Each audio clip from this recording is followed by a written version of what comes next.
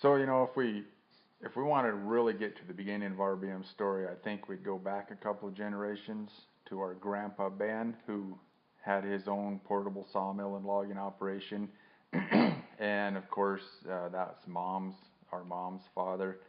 And so I like to say that mom had sawdust in her blood. She passed it on to Ben. I remember when Ben was in fifth grade, he was writing a story about Woodcutting George, a kid who got a bow saw for Christmas and went out cutting firewood, which was Ben. It was Wood Chopper George. Wood Chopper George was the name of the story.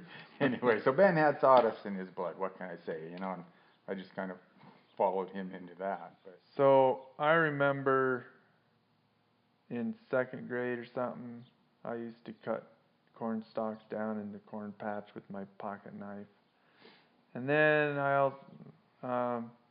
when I got a bow saw, I cut a tree down in the backyard. That lucky it didn't fall in the house because I just cut it down, and my dad made me help him cut it up into firewood with a crosscut saw, thinking that would help me learn not to do that because it was so much work.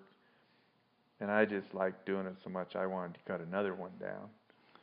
So when we got the post sales, we never knew how to fall timber. When we started logging, we didn't know how to fall trees. We just knew kinda, and we figured it out as we went. And in all our spare time, we'd go fall snags for firewood, and we just ended up learning how to do it and figured it out. We've never gone to any schools about falling trees. In fact, if we went to learn how you're supposed to do it, we'd be doing it all wrong. But it works, so that's how we do it.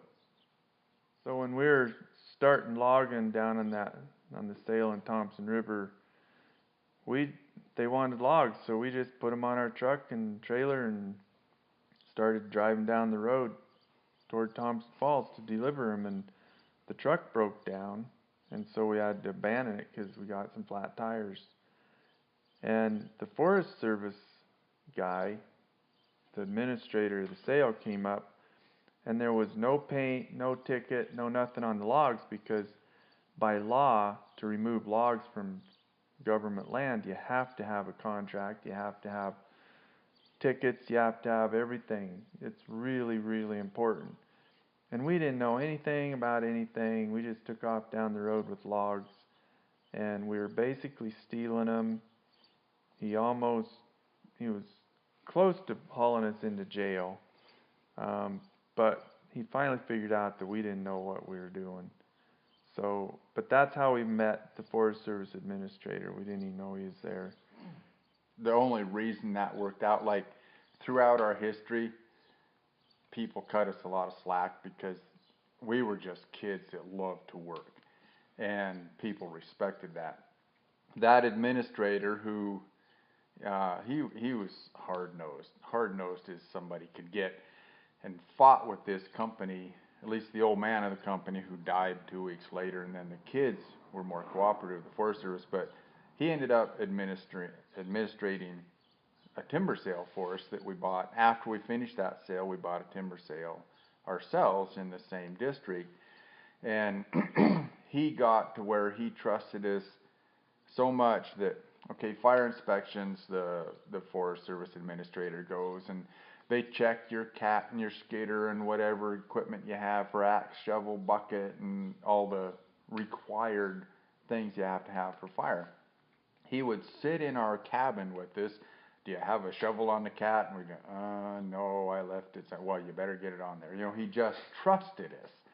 And it was funny because on that contract, there was road to build. And just like the transmission in the Born Loser, they told us we couldn't do whatever, and we were going to build this road. And the road engineer laughed and said, "You can't build that road with your little cat." We had a little HD6 Alice Chalmers, which is a little tiny bulldozer.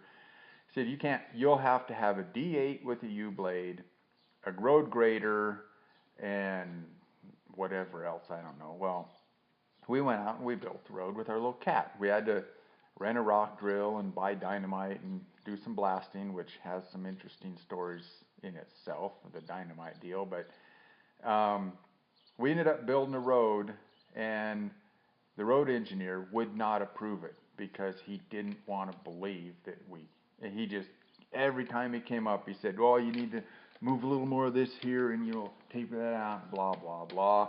Finally, we went to the head ranger and said, this guy's not approving our road. The ranger came up and said, it's approved. And every time somebody came out from Washington, D.C., and they wanted to show them what they were doing on roads and stuff, they would bring them to our road in their district as an example of what they were doing. So, yeah, I mean, we just worked at it. We just did whatever needed to be done.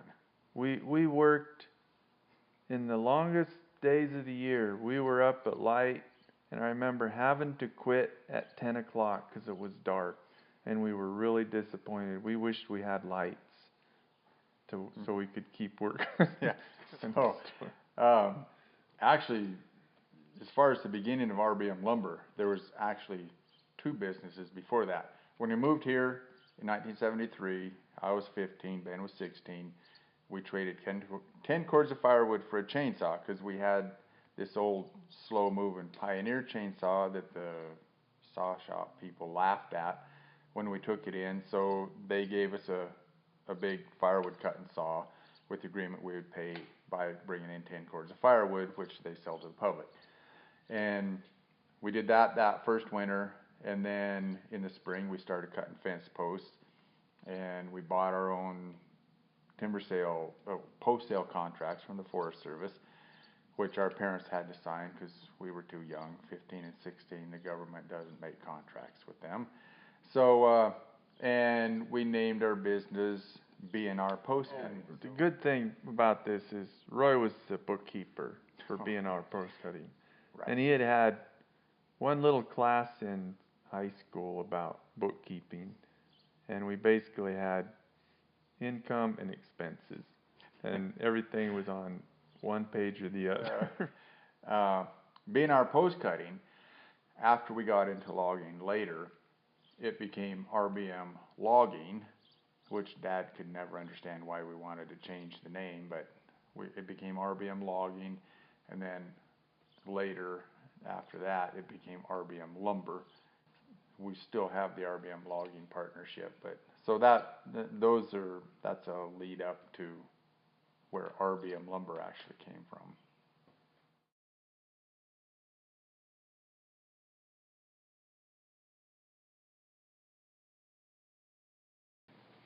So what actually got us the lumber business started was in 1979. We thought we had a good year logging. We had $10,000 in the bank, so we went to Oregon and bought a portable sawmill called a Volkswagen mill. And turns out the next spring we found out that we owed $10,000 in taxes. So we had to borrow money to pay taxes because we had already bought the sawmill. But then in 1980, the economy went into a very bad recession. All of the big mills quit buying logs, which meant we had no logging to do, so we took our sawmill up to North Fork, started milling lumber. We brought it back to town, put an ad in the paper for the lumber, and people bought the lumber, and they loved the lumber we had, so, well, let's go into the sawmill business. So we brought the sawmill back the next spring or the next year, and we set up in the folks' backyard, and we literally made a sawmill operation in the folks' backyard and sold lumber out of there, and started developing a customer base. And then the next year was when we decided to buy this 14 acres and build the sawmill, which is the building we're in right now. That we converted the cabin we used to haul around in the woods. We converted that to our office, and that became our main headquarters for customer service. And obviously we didn't have any inside plumbing. It was just a portable little shack. So we had an outhouse, and all our customers and everything had to use the outhouse. And long story short, the outhouse ended up on a hill and ended up caving in, ended up having to walk a plank and all kinds of stuff to this real rickety outhouse out in the middle of the driveway. It got to be a little bit ridiculous, so eventually we did invest in a real bathroom. And that was like the most major improvement that we had made for quite a few years. You know, after we bought this property, and of course we had our little portable mill going, as the rest of our history, we still didn't have any money. So we designed a building ourselves. We decided what we wanted to have happen. Ben and I both had pictures in our minds. We never drew blueprints. We just had pictures in our mind of what we wanted, and we discussed it. So we couldn't hire contractors and cranes and all that kind of stuff in the process of the construction because we just didn't have the money. So we milled the lumber for the building with our portable sawmill. Built the building that way. Figured out how to put steel beams that are 50 pounds a lineal foot. So that's like 1,400 pound beams on top of 18-foot posts by hand. We did that, and then when it came to building the sawmill machinery itself, is all we did. We knew what we wanted to have happen, so we started brainstorming ways to make it happen. An example, the resaw, we wanted to adjust from. We had to build the feed works ourselves. The feed works is the part that makes the wood pass through the saw. We wanted it to feed the wood through the saw, and we wanted to be able to adjust the saw up and down to cut from 1 inch to 4 inches. And so we sat in the folks' shop. I mean, we built the equipment in our folks in the shop over at our folks' house, and pretty much built it all out of scrap iron that we had bought from the local scrap iron dealer from all the parts and that all the other mills threw away. We went and rummaged through the junk, and that's what we built our sawmill out of. So we sat there for 2.5 days making up ideas about all the different ways we could get this band mill to go up and down as an adjustment. And we just tried to figure out all the reasons any given method would fail. And we ended up deciding, okay, we're going to use the wedges.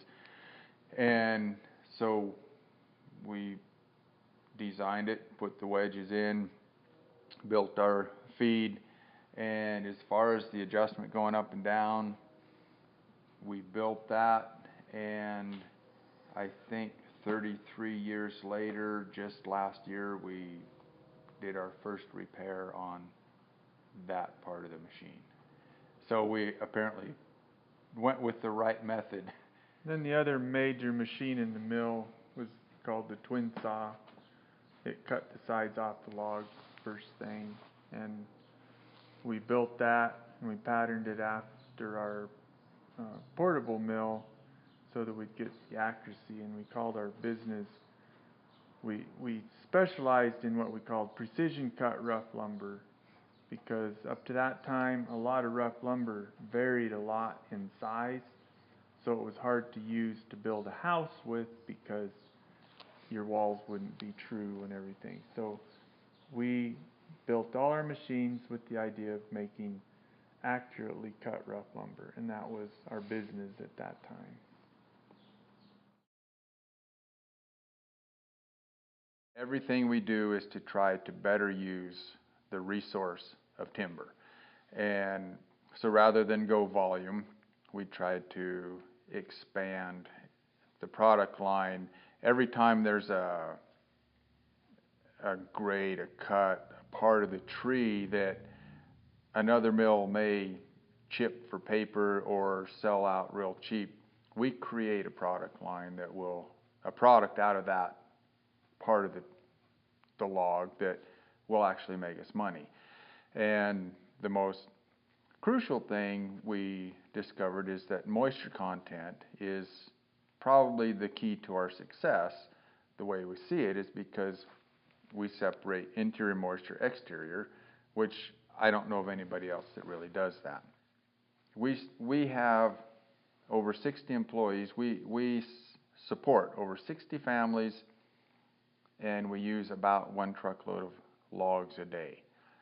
Typically, a mill that supports 60 families would probably use 10 to 15 loads a day.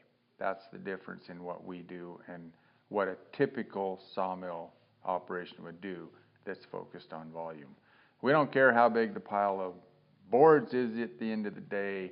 We want to look at how big the bank deposit is at the end of the day. Our most recent major expansion in our product line is the door shop.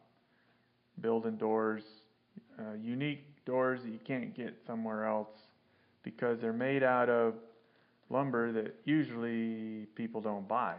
We make it out of the lumber that we can't sell, so we can better use the log and all the parts of the log when we haul it in.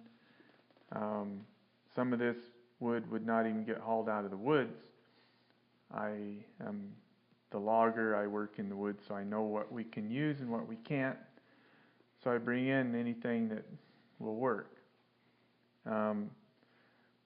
The doors are one of the most appreciated, or they've gotten to where they're the most popular, one of the products that we do make at RBM.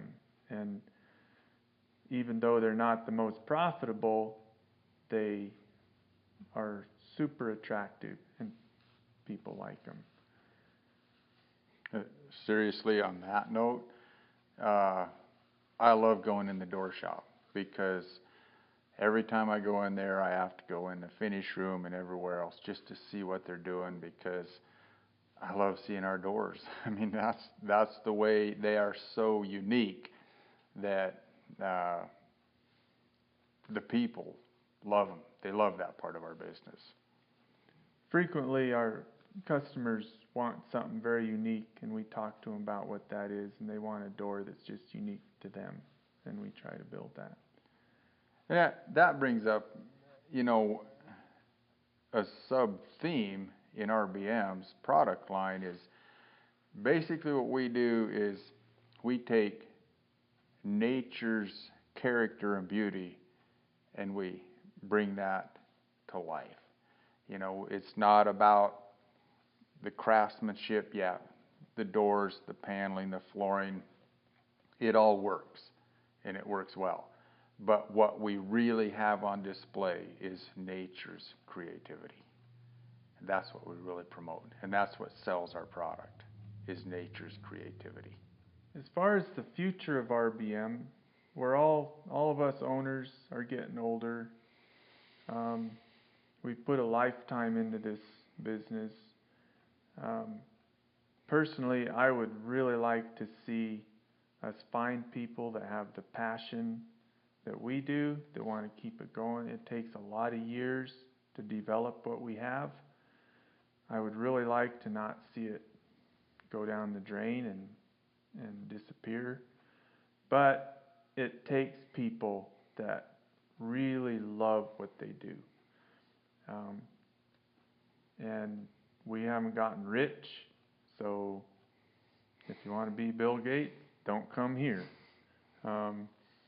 But if you really like wood and you like contributing to trying to make more out of the forest, and our forest practices go right in with our sawmill, and we are continually working on improving that, sustainability, all of that. If anybody's interested in that, passionate about it, who knows? You might like having a business like this, but I guarantee you're going to have to love the work. I have spent my life in this business, and I could have spent it somewhere else, but I love and I'm proud of what we've accomplished. I've worked 40 some years at it, and now I'm ready to celebrate for 40 some years, you know. So I think we are attracting and training people in what we do, and we are getting interest in. I think that we have grown to a point where uh, it's something that we can pass on to people because of our growth. And there are other people who have values like we do. It's not your typical uh, business person mentality, because if we were in it for the money, I mean, we would be failures. But we make a good living, and we have something that the community loves. RBM. People love RBM. They love what we do. And for me, it's more satisfying to go home knowing that we're doing something good for ourselves, for our employees, for our customers, for our community, for the earth. We are taking care of the earth. And it, that means more than Bill Gates' billions of dollars to me. And there's other people who feel that way. So, and we have employees here who appreciate those values. And I, I, I think RBM will continue. I'm not going to continue it for the next 40 years, but I'm also not going to just disappear. So, you know, the future will be interesting.